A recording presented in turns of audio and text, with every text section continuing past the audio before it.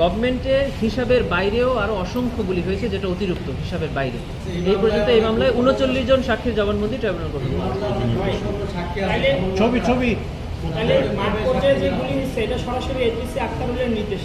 চাংখারপুলে আরিসি আক্তারুল সহ ওখানে যান।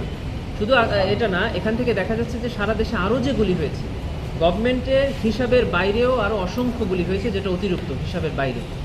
এখান থেকে এটাই প্রমাণিত। ট্রাইব্যুনালে এসে সাক্ষ্য দিলেন, তার সাক্ষ্যটা অত্যন্ত সাবলীল ছিল, আপনারা দেখেছেন, এবং প্র্যাকটিক্যাল ছিল, এবং একজন হিউম্যান বিংয়ের পক্ষে যতটুকু দেখা, যতটুকু বর্ণনা করা সম্ভব উনি ঠিক ততটুকুই বলেছেন।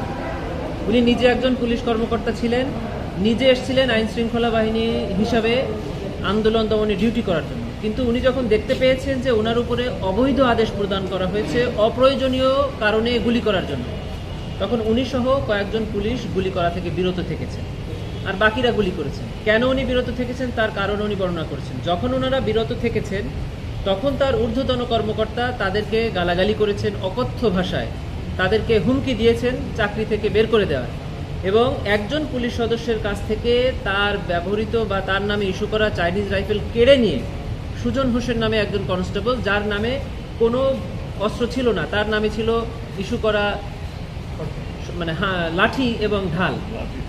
কেন এটা করা হলো? ইন্টেনশনটা হলো এই যে যখন পরবর্তীতে দেখা যাবে যে নাসিরুল গুলি করছে, অথচ কাগজে দেখা যাবে যে নাসিরুলের নামে কোনো অস্ত্র নাই, তখন এটা প্রমাণ করা যাবে না। সুজনের নামে এই অস্ত্র নাই, তখন সুজনের বিরুদ্ধে গুলির কোনো চার্জ আনা যাবে না। আর যার নামে গুলি আছে সে তো গুলি করেনি, সে বলবে। এরকম একটা সিচুয়েশন ক্রিয়েট করার উদ্দেশ্য ছিল। এবং যাদের নামে যে বন্দুক বা অস্ত্র বা বুলেট ইস্যু করা হয়েছে, ঠিক ততগুলা বুলেট পুলিশ কাস্টডিতে জমা দেওয়া হয়েছে এবং সেটা রেকর্ডে আছে। তাহলে প্রমাণ করা হবে যে আসলে যতগুলো বুলেট দেওয়া হয়েছিল তার একটিও খরচ করা হয়নি, অতএব আন্দোলনে পুলিশ কোনো গুলি করেনি। That was the intention. কিন্তু এখানে ভিডিওতে এবং সাক্ষী জবানবন্দিতে দেখা যাচ্ছে যে ইস্যু করা হয়েছিল 40টি, কিন্তু এরও অতিরিক্ত বুলেট পুলিশ অফিসাররা বা ঊর্ধ্বতন কর্তৃপক্ষরা সাথে করে নিয়ে গিয়েছিল, যে বুলেটগুলো দিয়েই গুলি করা হয়েছে। গুলি শেষে, হত্যাকাণ্ড শেষে আবার সেই পরিমাণ গুলি জমা দেওয়া হয়েছে যাতে প্রমাণ না করা যায়।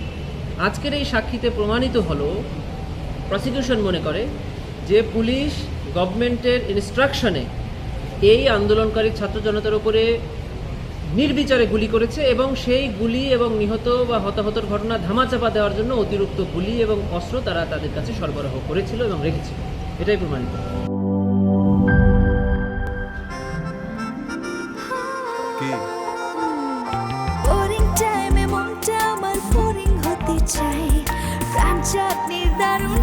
কোথায় যে হারায় টক ঝাল মিষ্টি স্বাদে মনটা মেতে ওঠে, প্রাণ চাটনির দারুণ স্বাদে কোথায় যে হারায় প্রাণ চাটনির দারুণ স্বাদে।